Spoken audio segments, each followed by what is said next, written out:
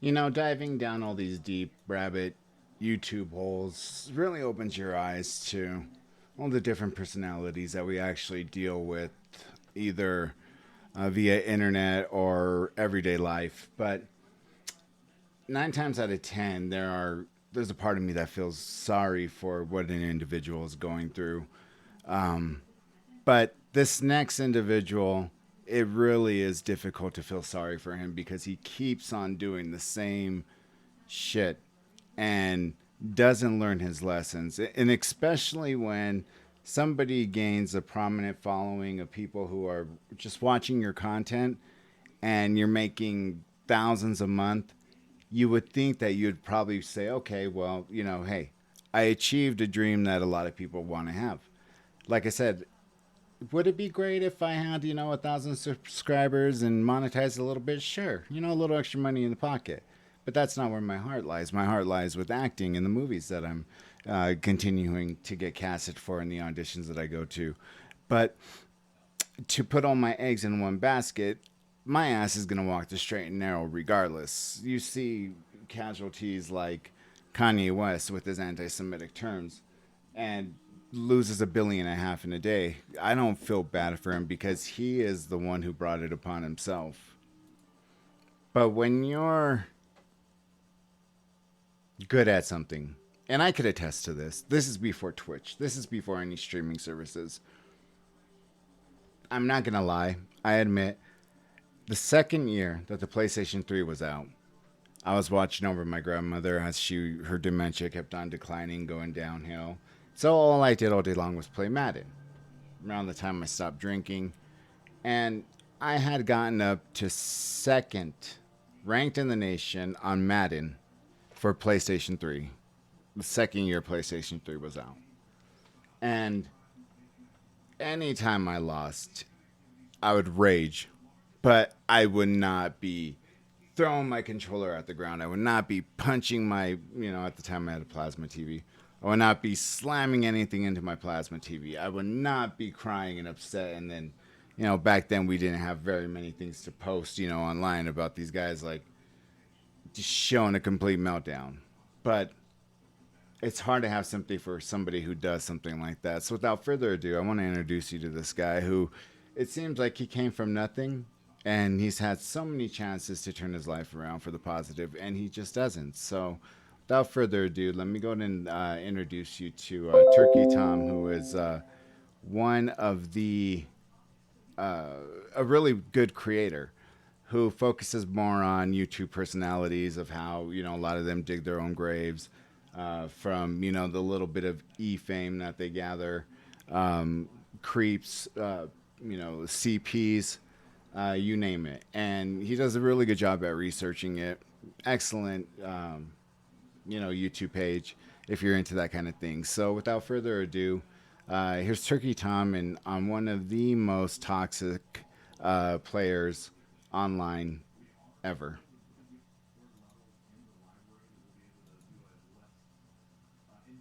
This is Deller.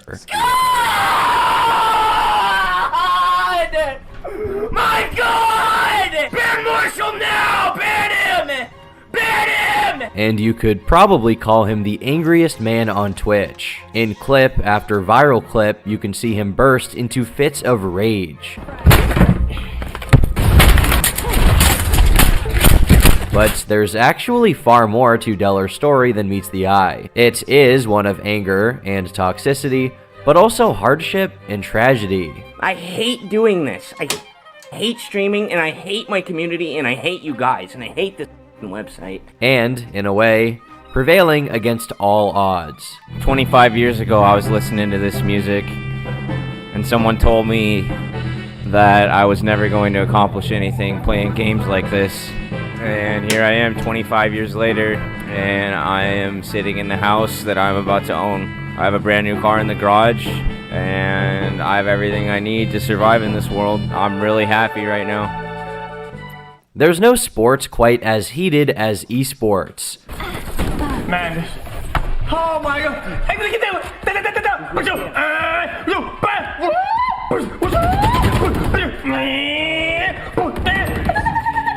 When a soccer team loses a match, there's no possibility of them calling the other team racial slurs, or destroying everything around them. The same can't be said, however, for gaming.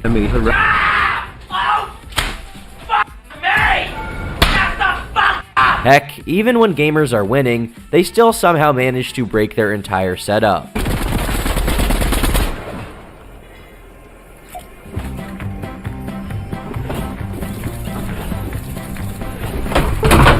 League of Legends, Overwatch, Fortnite, these games have a reputation for producing moments of pure, unadulterated rage. Everything from punching through your wall to just screaming like a little girl. Anything is possible when you're tilted on Tilted Towers.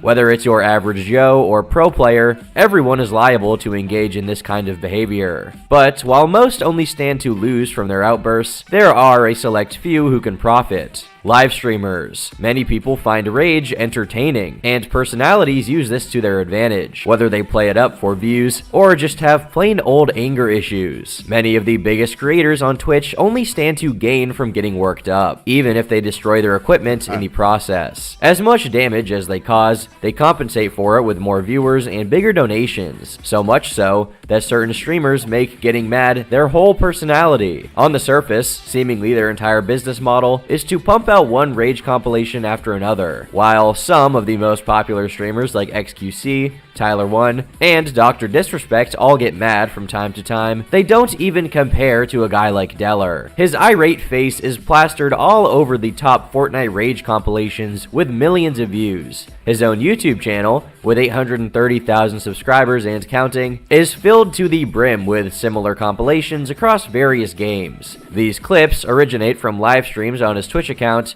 which boasts an impressive 700,000 followers. But while these are the moments of Deller that have become the most popular, there's much more going on under the hood.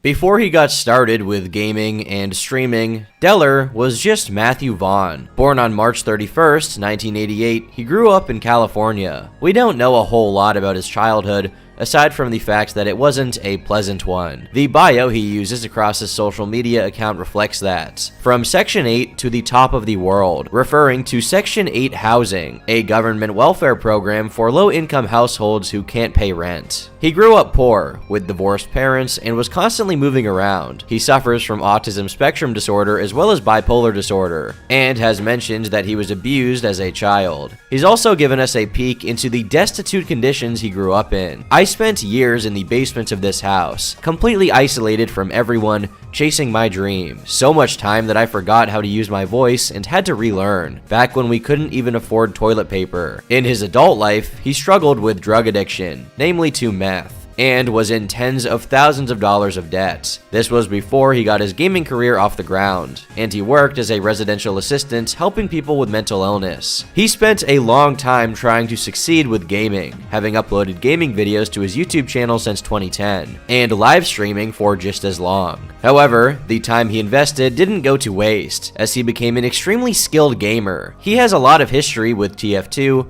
League of Legends, was top 20 in World of Warcraft, top 10 in Diablo 3, and had the highest solo kills in PUBG. His Twitch About section features his most impressive gaming achievements, including being skill banned from H1Z1, meaning that he was so good the admins thought he was cheating. Despite his skills, this didn't translate into streaming popularity for the time being. Throughout 2016 and 2017, although he had some followers on Twitch, his live viewership was quite low. However, this was no problem, because rather than becoming a popular streamer, he was about to go pro. When Overwatch came out, he saw his ticket into the big leagues, and climbed his way into the top 250 players in North America. The thousands of hours he had put into this hobby were finally paying off. His talents actually got him signed to Toronto Esports, and while on the team, he placed first in 3 separate weekly tournaments. However, just as things were getting off the ground, he blew this major opportunity. On April 23rd, 2017, he had one of the most notorious outbursts in esports history. After an enemy Widowmaker killed him repeatedly, his teammates accused him of standing still, and since he already thought the Widow was cheating, that pushed him over the edge. He said the N-word for 30 seconds straight. I'm not dude. Okay, okay. Oh, wow! You're actually gonna say that! Signed esports Overwatch player Matt Delor Vaughan lost his damn mind when he was playing a ranked match. The guy screamed the N-word an astonishing 64 times in 40 seconds, and trust us, we actually counted. Needless to say, his contract with the team was promptly terminated. Toronto Esports has today announced the release of Matt Delor Vaughan from their organization, citing breach of contract. The circumstances of the dismissal relate to an incident where Delor used abusive and discriminatory racial language while streaming. Toronto Esports is an organization built on inclusivity, and we have always had a zero-tolerance policy for any forms of discrimination. Immediately upon learning of the incident, the player was interviewed, admitted to the offense, and was notified that his contract with the organization was being terminated. I f***ed up and deserve to be dropped from Toronto Esports. I won't try to argue or make an excuse, I don't have any. I just want people to know what happened. I was having a really bad day, didn't get much sleep, Twitch wouldn't work for 2 hours after I woke up, and once it finally did, my internet was lagging. So I was pretty upset from the moment I woke up. Then I get into a game against a Widowmaker who is blatantly cheating. Everything was whatever, I've dealt with cheaters before, but when he and his entire team, and my entire team started talking shit, it got to me. I snapped. This isn't the first time this has happened, I have anger problems. The only thing I can say is that despite me using that word, I am not racist. I was extremely upset, and I was trying to make the person I was angry with upset as well. And so I said the most offensive thing that came to mind. I f***ed up. I have no excuse. Toronto Esports is a great organization, and I'm sorry to them for tarnishing their name. I've put my entire life into gaming/esports, and this has been a massive wake-up call. Apparently, this wouldn't just be the end of his relationship with that team, but the end of his esports career altogether. He continued, "Someone responded telling me that I'm done for life, and that this wasn't just a wake-up call. I just want to say that, yes, I am done for life. I am quitting esports with no intention of returning, not that I could after this. This is still a wake-up call regardless. I've destroyed too many things and hurt too many people in my life, because of my personality. Whether it's just a character flaw or if I actually do have some sort of mental issue, I've waited too long to find out. I'm going to the doctor, and I'm going to try to get help so that I hopefully become a better and happier person." If I had to guess, he was right to assume that no other organization would be willing to sign him after such an incident and risk tarnishing their public image. But, as he stated, the feeling was mutual. He didn't even want to return after something like that. However, the possibility of falling back into the life of poverty he thought he had left forever loomed over him. He would need to find a way to get back on his feet with gaming before it was too late. So, he turned to his favorite pastime of the last several years, being a content creator. He would dedicate himself fully to getting his streaming career off the ground.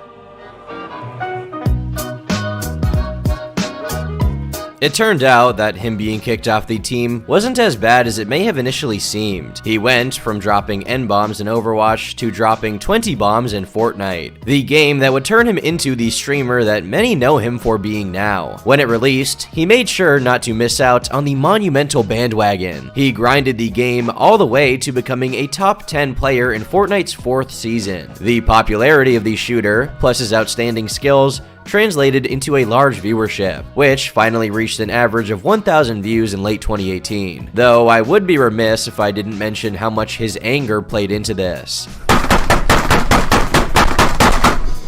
Again! Again, bro! As they say, you have to crack a few eggs to make an omelet, and you've got to break a few dozen keyboards to become a streamer. These clips would be reposted to YouTube and are attributed with a decent portion of his popularity. Get bad game! Get bad game! Get bad game! Bad game! I'm done! I quit! I quit! This game is trash! F***ing Christ! This game is so f***ing bad! F***ing done! He didn't get stuck on Fortnite though. When Apex Legends was released, he jumped ship, which contributed to his continually growing viewership in 2019. And again, his prowess was on full display. He had the highest damage and kills per round out of any player. However, Apex would end up bringing him another controversy that threatened to end his streaming career in much the same way as his esports career had been smited. In April 2019, he got a suspension from Twitch because of a sexist remark he made towards a female teammate in Apex Legends. Well, of course I am. I don't have armor. You took it. Oh, shut up. Fucking trash. Go fucking cook a sandwich, you fucking...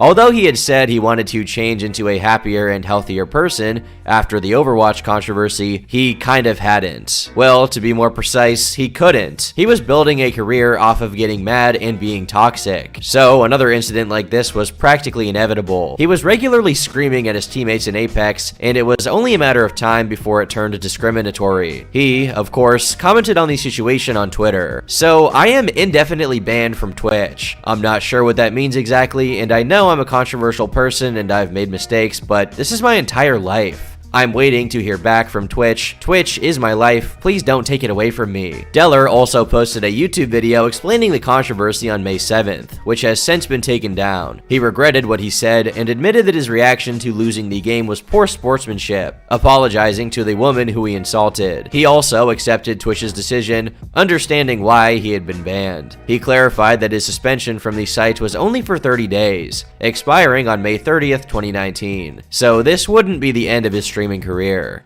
It seemed like everything was still on track, but there was more bad news to come. When his suspension had been lifted, he finally went live again in May after a month away from the platform. However, he found out that his Twitch partnership had been officially terminated. The partnership program is what enables streamers to make money, and he had lost all 2,000 of the paying subscribers he had accumulated up to that point, equating to at least $5,000 a month in income. With that kind of loss, having the ban lifted felt pointless to him. What he had worked so hard to build over the past few years had been destroyed in one instant click. He was actually live when he found out, and his reaction is what you'd expect given the circumstances. They took away my sub button. I lost all my followers, dude.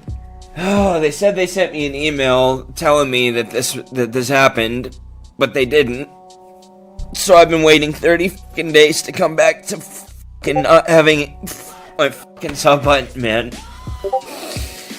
This is fucking crazy. They didn't even tell me, man. You guys might as well not sub, because I'm not getting the money, dude. The only contact I had said that they can't help me anymore. I had 2,000 subs, man. That was one of the fastest growing streams on Twitch 30 days ago. And now it's fucking gone. Like, what's the point? Considering Twitch's other moderation decisions, it actually made no sense for them to come down so hard on him for this one violation. He had racked up a couple of bans in the past, which would have justified Twitch dropping the other shoe, if other repeat offenders received the same treatment. Twitch has a very long history of inconsistent moderation under its belt. A girl had actual intercourse on stream and received a mere 7-day ban. Or the case of Alinity, who wasn't just guilty of verbal abuse, but multiple instances of animal abuse. The most egregious of which was when she threw her cat. Twitch didn't ban her or even one of these repeated transgressions, let alone revoke her partnership. What Deller said was offensive, but if Twitch were being consistent, they would also demonetize someone like Alinity, or the countless female streamers that get away with repeated sexual shenanigans with a slap on the wrist. If the platform were more transparent about its guidelines and moderation decisions, if streamers knew what actions would merit what punishment, and if the rules were applied equally, at least Deller could have known what he was getting into when he said what he said. But with Twitch seemingly just rolling the dice with the fate of his career, it only served to pour salt right in the wound. His Twitch days weren't quite over yet, though. Apparently, he had a path to get back in their good graces. If he kept his nose clean in the coming months, he was set to get his partnership back on October 1st, 2019, at which point he could start building a subscriber base back up again. And so, he did just that. He made sure to toe the line and stay on Twitch's good side. And eventually, the day came for him to get his partnership back. But, just when he was about to be restored to his former glory and momentous growth, He was banned again. Had he slipped into his old habits? Why would he do such a thing at such a crucial time? Was it because of his mental health? Well, no. In fact, the ban wasn't his fault at all this time. He had apparently been suspended for self-harm. The act in question being him smashing a keyboard over his head, which he did all the time.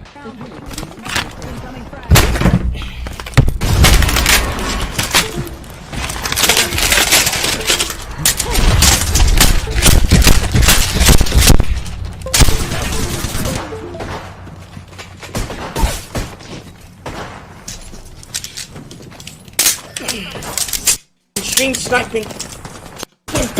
Man.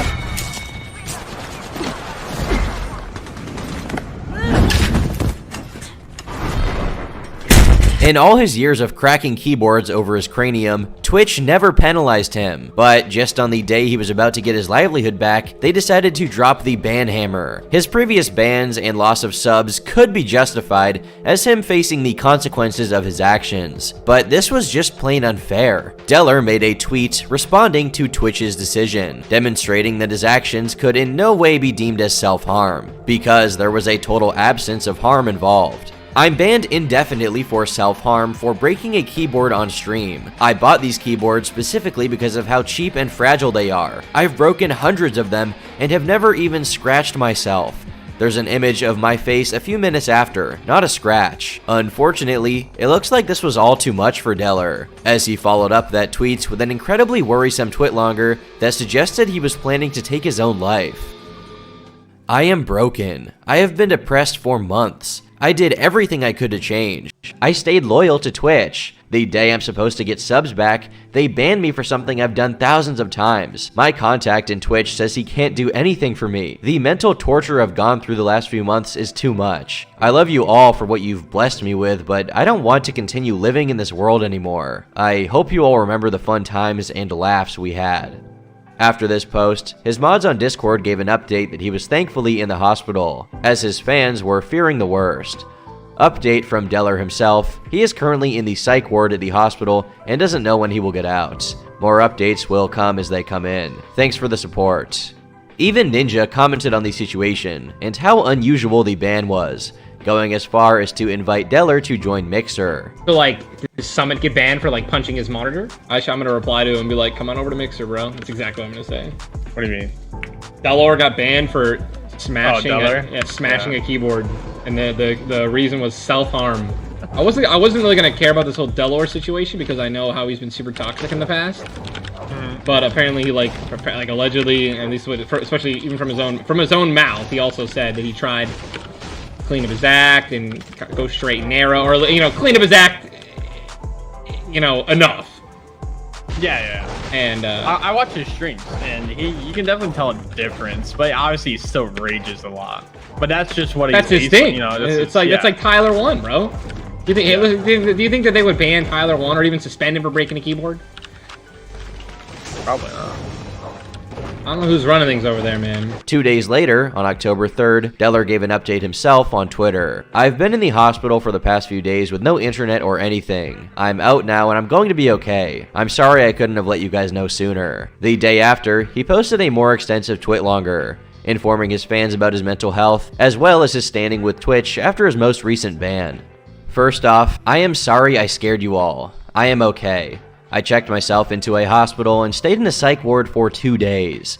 I received treatment, therapy, was diagnosed, and received medication. I regret what I did. I love life and want to continue living and entertaining you guys. Secondly, I've heard back from Twitch and I am permanently banned. My spirit is crushed right now. I streamed for a decade on this platform.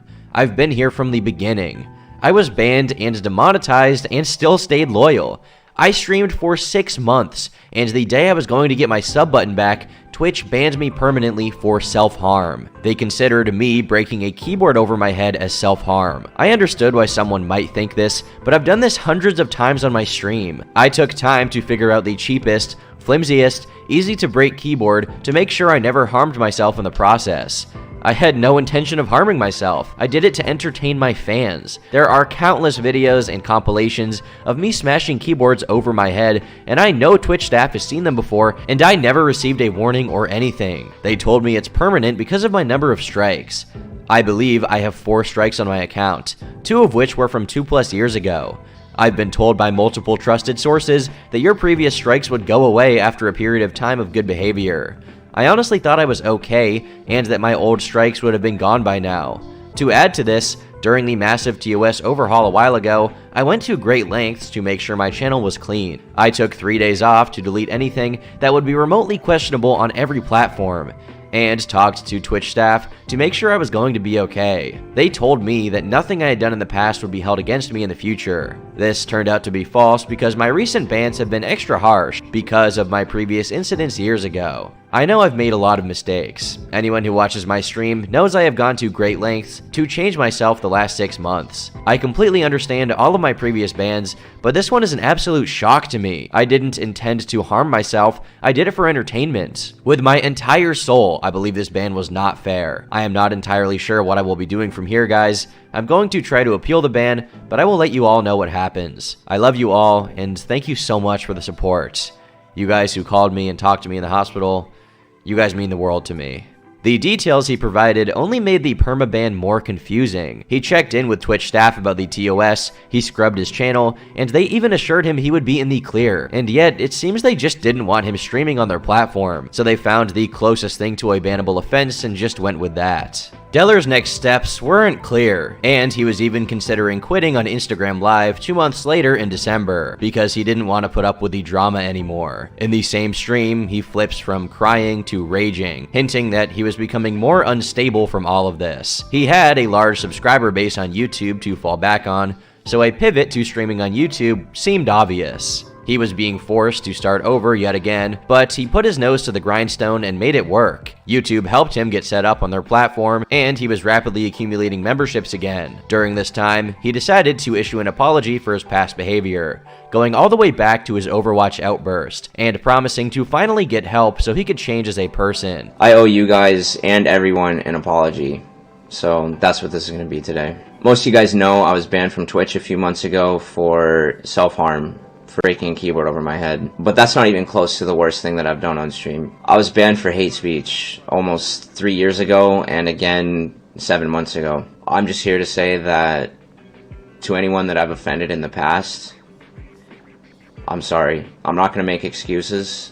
There are no excuses for that kind of behavior. I'm ashamed of what I've done. I don't want to be that person, and I'm sorry. All I can do is move forward and try to be a better person, and that's what I've been trying to do. Then, in October 2020, something totally unexpected happened without warning. Deller was unbanned on Twitch, and his account was restored. He was under the impression that the site had exiled him for good, but all of a sudden, they were welcoming him back. He expressed his feelings on the matter in a YouTube video, where he was not only surprised, but unexpectedly warm towards Twitch considering how they had treated him. I have a lot of questions. I didn't expect this at all. Why? I'm not entirely sure. I said a lot of bad things about them and their platform. I told them to delete my appeal and that I was never going back and all of this stuff. But I guess they were willing to look past that. And I guess the people over there at Twitch are actually human beings, and they were willing to look past that and understand that the things I was saying was coming from a place of hurt. And to all my fans and stuff, to all my members and people that watch me here on YouTube, and to YouTube Gaming and to Fwiz, I am not just going to abandon you guys. You guys have done a lot for me. I'm still going to stream on YouTube. I appreciate what I've been given here. He assured his fans he wouldn't abandon his community on YouTube and would continue to stream on both platforms. However, in the comment section of this video, his viewers were urging him not to go crawling back to Twitch because he might get burned by them again. Deller, on the other hand, apparently trusted the platform, so he did not heed their warnings and abandoned streaming on YouTube for the most part. This would not go smoothly, to say the very least. Later that month, he was already stressing about drama and people trying to get him banned. I need to just be a PG-13er and just suck as much fucking dick as I can. Stop talking to everyone, stop reading chat, stop reading my emails, and just suck cock 24/7. The very next month after his unban, Twitch unlisted him, and this only made things worse. As much of a hard time as Twitch was giving him, he didn't want to put up with YouTube either. In December, Deller would continue to talk about wanting to quit on stream. He wasn't having fun anymore, and felt like Twitch had already ruined things for him anyway, so they might as well ban him. I'll be fine, and I just won't do this anymore. That's fine with me. I have no problem at all. I'm not ending stream. I'm gonna keep streaming. I don't care. I'm not too tilted. I'm not too tilted at all. He was also frustrated at the treatment he saw other streams receiving compared to his own, keeping their partnerships in spite of bans, such as Forsen, who showed an explicit image of a horse on stream. Fucking bullshit! Fucking bullshit! Fuck! Fuck! Fucking ban me! We love you, bro. I'm quitting, man! I fucking hate streaming! I'm quitting! They fucking killed me already, dude! They fucking ban me! Fucking ban me! Fucking ban me! Seriously, fucking ban me! Ban me!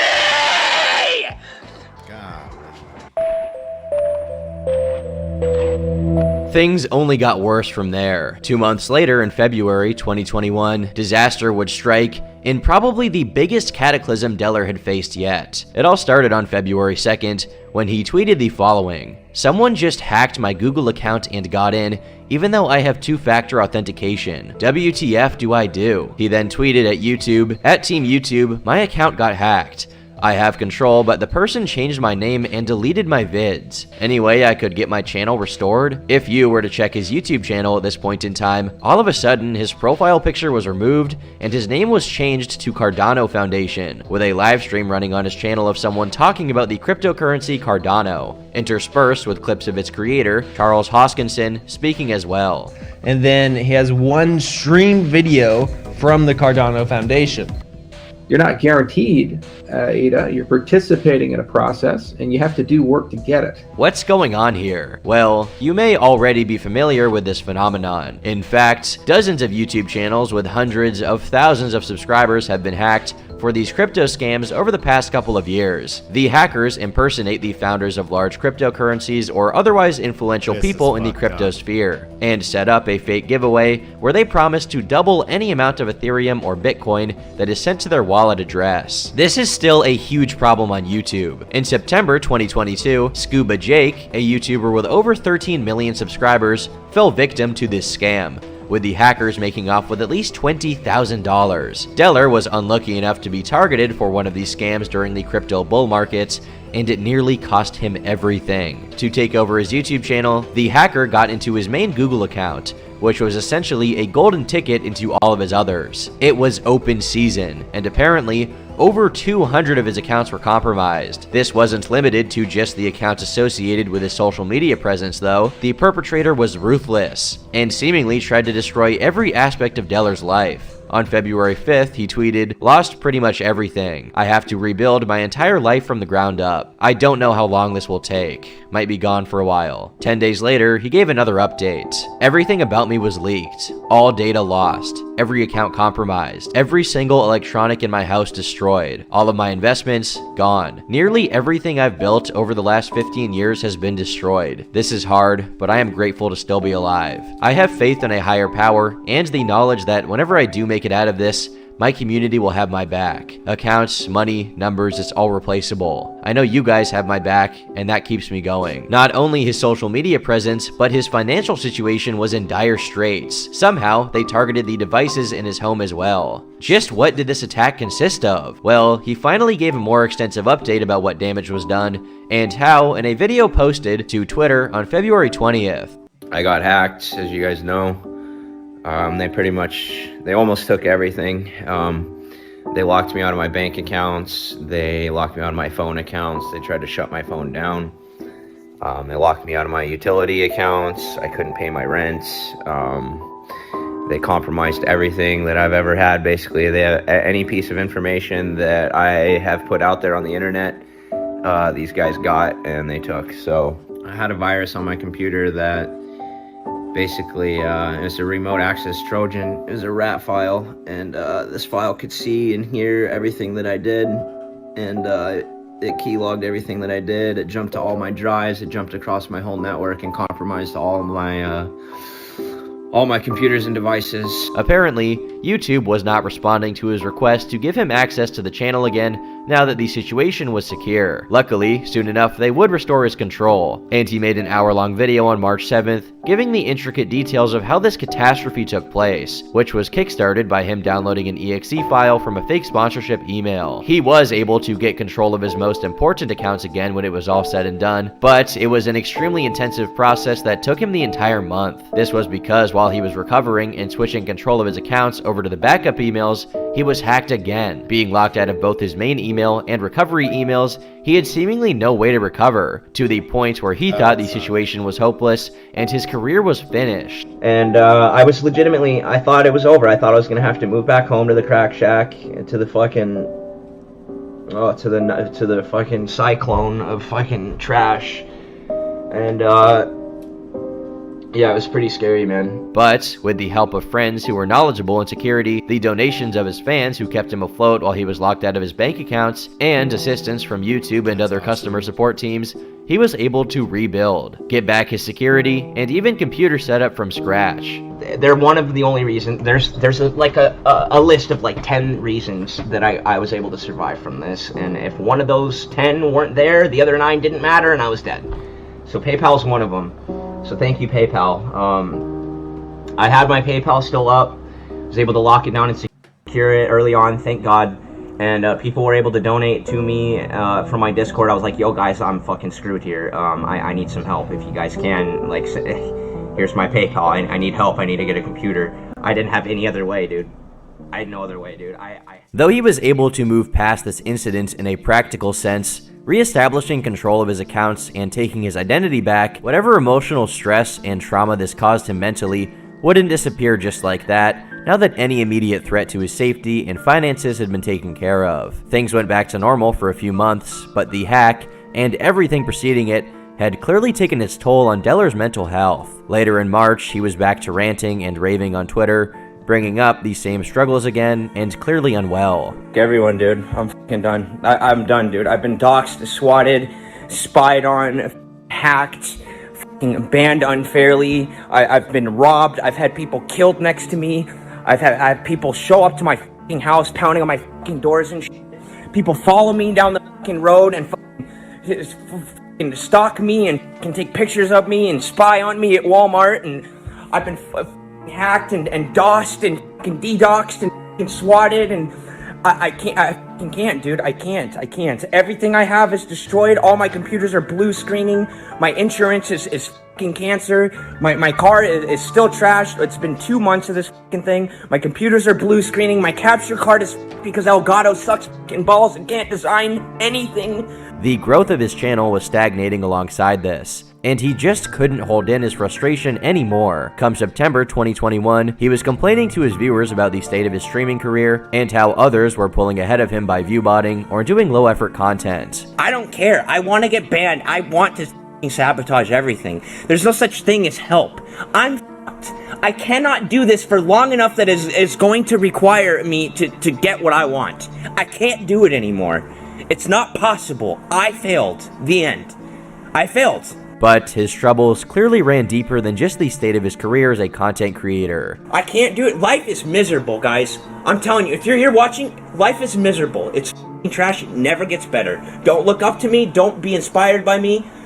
Life will never get better. Unless you're born into a rich family, your life sucks and you're a slave.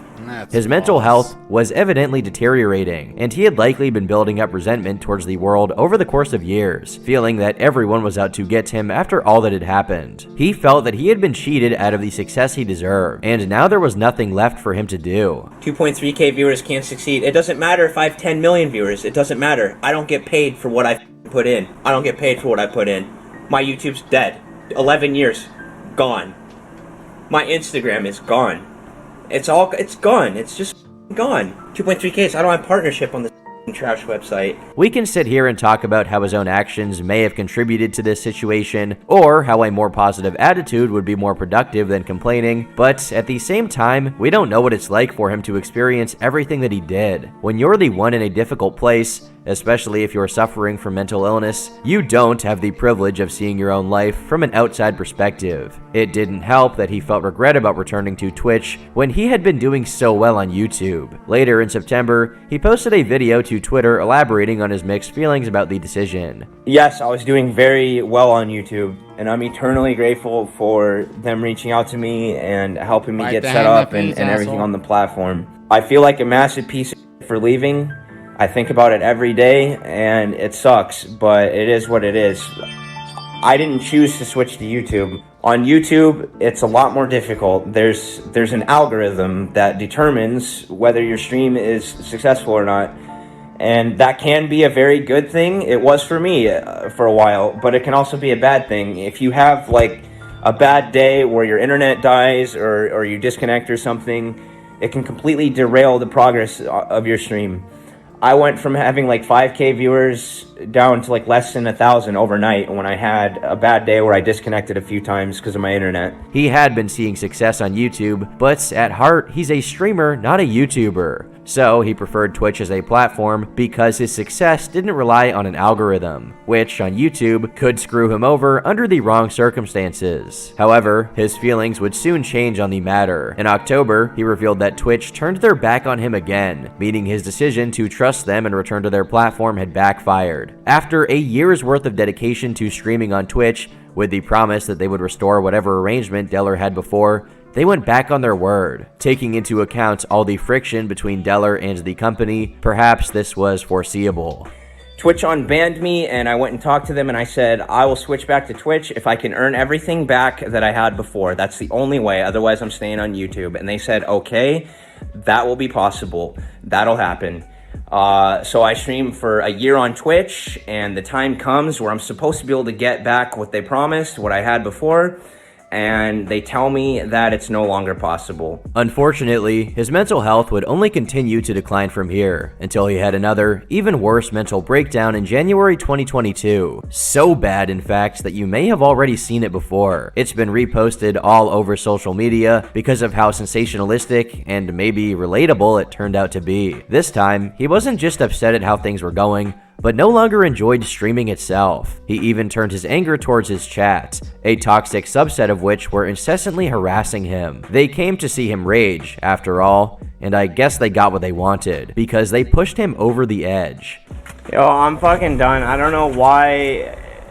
I don't know what the deal is, but I hate you guys. I fucking hate you guys. I hate my community. I fucking hate you guys.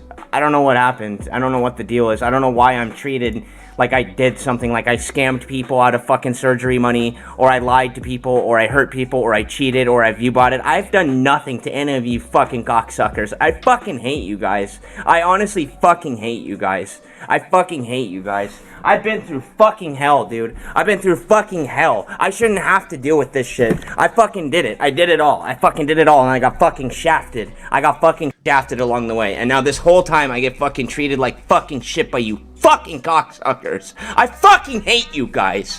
Where the fuck is this guy? Honestly, I fucking hate you guys, dude. I hate you fucking guys, man.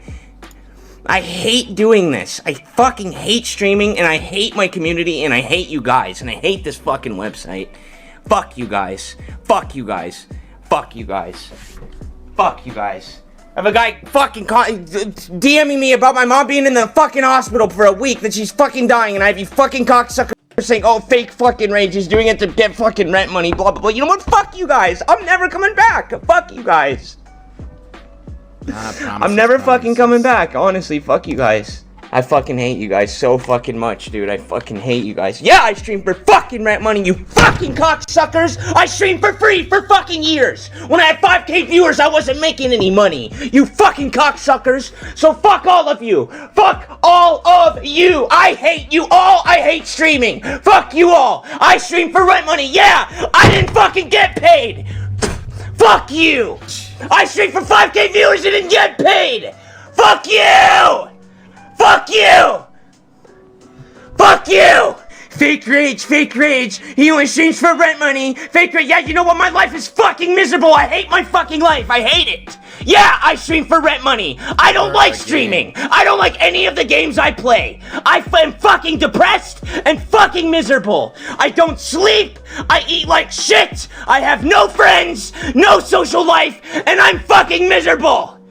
There it is! Days passed, then weeks. He wouldn't return until over a month later. At this point, he was in slightly better spirits, but it seemed like his mom's medical situation was what was putting him in so much distress. But it wasn't the only factor. Deller was isolated, stuck in a career that he had lost passion for, and not making enough money to compensate for how much he apparently despised doing it. He clarified that he had taken some time off for himself, time that he had clearly needed. Who knows how it felt to have this moment turned into just another viral clip. On the one hand, it meant a lot of people were sending Deller support and felt they had someone to relate to. But on the other hand, his pain was taken and turned into nothing more than an online spectacle. The bigger problem was where he would even go from here. After so many hiccups, his growth was indeed plateauing. The videos on his channel were averaging 50,000 views, and his live viewership on Twitch was about 1,000 after having been very sporadic with his streaming schedule. From then until now, he's continued doing just enough to get by, but who knows where that will take him. On his current path, he could slowly build up a larger audience again, or his online presence could continue to dwindle. Many would like to see Deller fail, but even still, after everything, more would like to see him succeed. His fans are rooting for him not in spite of his flaws, but because of them. The vast majority of influencers spends their time trying to project a false image of a perfect life. An extremely clean streamer background that's almost too perfect, stupid furniture, annoying LED wall lights, and selling the notion that they're the ideal person who's never wrong. Because they're unwilling to be vulnerable, those creators will never be able to appeal to Deller's demographic in the same way that he does. Sure, most of the time he's just being goofy and raging for views. Maybe you find him entertaining, maybe you find him irritating, but those rare moments of realness are how he holds onto such a large viewer base even through all the turbulence. They just want to see someone with the same problems they have defy the odds and come out on top. He hasn't uploaded or done a live stream in a couple months, and his Twitter and Instagram have also gone silent, with his fans asking where he's been. The one place he's still active is TikTok, where old clips of him are being posted daily and seeing decent success. It's possible that the new format of short content is just what he needed to take it to the next level of fame. We have no way of knowing how Deller's doing, how he feels about his career, or his life in general at the present moment. We can only hope that he'll get the help he needs and has a brighter future ahead of him. I've been Turkey Tom. Thanks for watching, and until next time, leave me alone.